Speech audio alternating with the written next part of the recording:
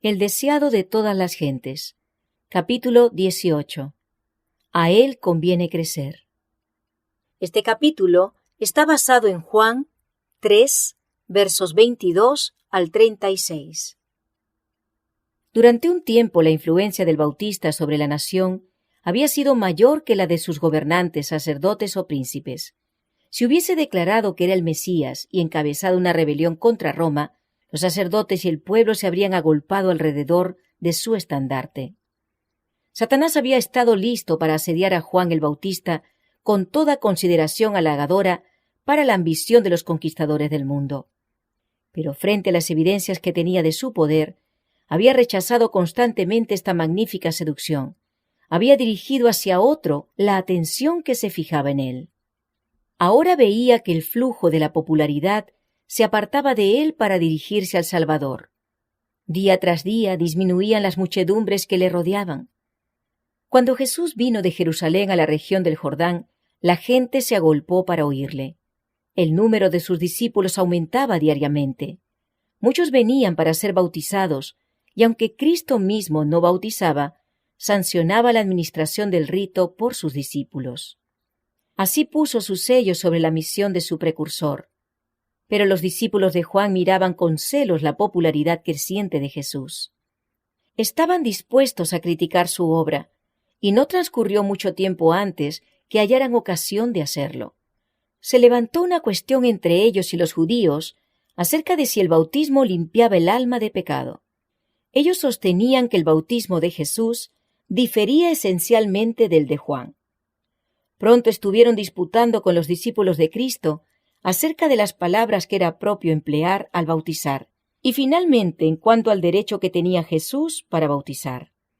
Los discípulos de Juan vinieron a él con sus motivos de queja, diciendo: «Rabí, el que estaba contigo de la otra parte del Jordán, del cual tú diste testimonio, he aquí bautiza, y todos vienen a él».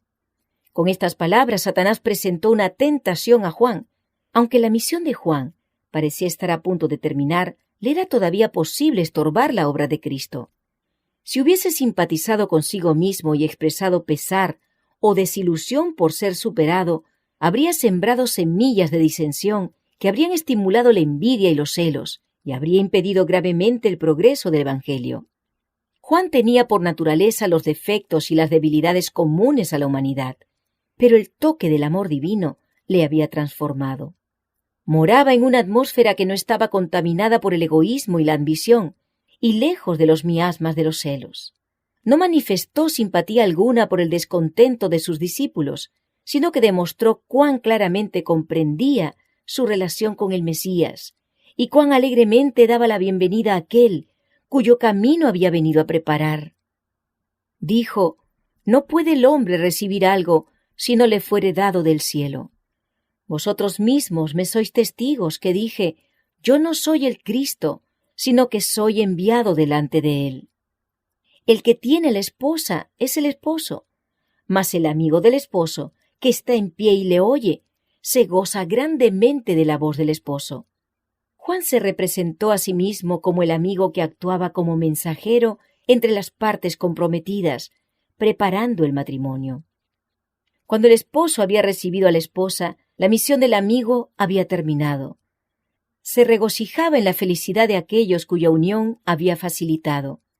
Así había sido llamado Juan para dirigir la gente a Jesús, y tenía el gozo de presenciar el éxito de la obra del Salvador. Dijo: «Así pues, este mi gozo es cumplido. A él conviene crecer, mas a mí menguar». Mirando con fe al Redentor, Juan se elevó a la altura de la abnegación. No trató de atraer a los hombres a sí mismo, sino de elevar sus pensamientos siempre más alto hasta que se fijasen en el Cordero de Dios. Él mismo había sido tan solo una voz, un clamor en el desierto. Ahora aceptaba con gozo el silencio y la oscuridad, a fin de que los ojos de todos pudiesen dirigirse a la luz de la vida. Los que son fieles a su vocación como mensajeros de Dios no buscarán honra para sí mismos. El amor del yo desaparecerá en el amor por Cristo. Ninguna rivalidad mancillará la preciosa causa del Evangelio. Reconocerán que les toca proclamar como Juan el Bautista: «He aquí el Cordero de Dios que quita el pecado del mundo». Elevarán a Jesús y con él la humanidad será elevada. Así dijo el alto y sublime, el que habita la eternidad y cuyo nombre es el Santo. Yo habito en la altura y la santidad y con el quebrantado y humilde de espíritu, para hacer vivir el espíritu de los humildes y para vivificar el corazón de los quebrantados. El alma del profeta, despojada del yo, se llenó de la luz divina. Al presenciar la gloria del Salvador, sus palabras eran casi una contraparte de aquellas que Cristo mismo había pronunciado en su entrevista con Nicodemo. Juan dijo: «El que de arriba viene, sobre todos es. El que es de la tierra, terreno es, y cosas terrenas habla. El que viene del cielo, sobre todos es. Porque el que Dios envió, las palabras de Dios habla, porque no da Dios el Espíritu por medida». Cristo podía decir: «No busco mi voluntad, mas la voluntad del que me envió, del Padre». De él se declara: «Has amado la justicia y aborrecido la maldad». Por lo cual te ungió Dios, el Dios tuyo, con óleo de alegría más que a tus compañeros. El Padre no le da el Espíritu por medida. Así también sucede con los que siguen a Cristo. Podemos recibir la luz del cielo únicamente en la medida en que estamos dispuestos a ser despojados del yo. No podemos discernir el carácter de Dios ni aceptar a Cristo por la fe, a menos que consintamos en sujetar todo pensamiento a la obediencia de Cristo. El Espíritu Santo se da sin medida a todos los que hacen esto. En Cristo reside toda la plenitud de la deidad corporalmente, y vosotros estáis completos en Él. Los discípulos de Juan habían declarado que todos los hombres acudían a Cristo, pero con percepción más clara, Juan dijo: «Nadie recibe su testimonio, tampoco se estaban dispuestos a aceptarle como el Salvador del pecado. Pero aquel que ha recibido su testimonio ha puesto su sello a esto, que Dios es veraz. El que cree en el Hijo tiene vida eterna». No era necesario disputar acerca de si el bautismo de Cristo o el de Juan purificaba del pecado. Es la gracia de Cristo la que da vida al alma. Fuera de Cristo el bautismo, como cualquier otro rito, es una forma sin valor. El que es incrédulo al Hijo no verá la vida. El éxito de la obra de Cristo, que el Bautista había recibido con tanto gozo, fue comunicado también a las autoridades de Jerusalén. Los sacerdotes y rabinos habían tenido celos de la influencia de Juan al ver cómo la gente abandonaba las sinagogas y acudía al desierto. Pero he aquí que aparecía uno que tenía un poder aún mayor para atraer a las muchedumbres. Aquellos caudillos de Israel no estaban dispuestos a decir con Juan: «A él conviene crecer, mas a mí menguar». Se irguieron con nueva resolución para acabar con la obra que apartaba de ellos al pueblo. Jesús sabía que no escatimarían esfuerzo para crear una división entre sus discípulos y los de Juan. Sabía que se estaba formando la tormenta que arrebataría a uno de los mayores profetas dados al mundo. Deseando evitar toda ocasión de mala comprensión o disensión, cesó tranquilamente de trabajar y se retiró a Galilea.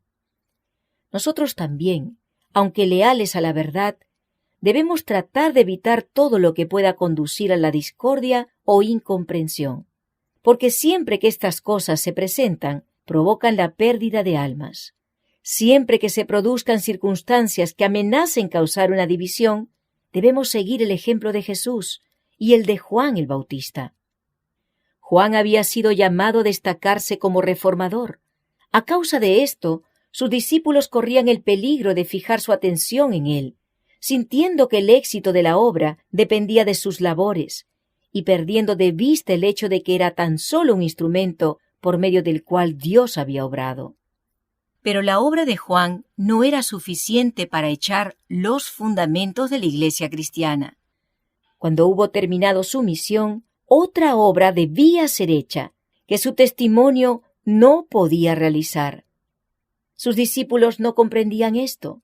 Cuando vieron a Cristo venir para encargarse de la obra, sintieron celos y desconformidad. Existen todavía los mismos peligros. Dios llama a un hombre a hacer cierta obra, y cuando la ha llevado hasta donde le permiten sus cualidades, el Señor suscita a otros para llevarla más lejos. Pero como los discípulos de Juan, muchos creen que el éxito depende del primer obrero. La atención se fija en lo humano en vez de lo divino. Se infiltran los celos y la obra de Dios queda estorbada. El que es así honrado indebidamente se siente tentado a albergar confianza propia. No comprende cuánto depende de Dios. Se enseña a la gente a esperar dirección del hombre y así caen en error y son inducidos a apartarse de Dios. La obra de Dios no ha de llevar la imagen e inscripción del hombre. De vez en cuando, el Señor introducirá diferentes agentes, por medio de los cuales su propósito podrá realizarse mejor. Bienaventurados los que estén dispuestos a ver humillado el yo, diciendo con Juan el Bautista, a él conviene crecer, mas a mí menguar.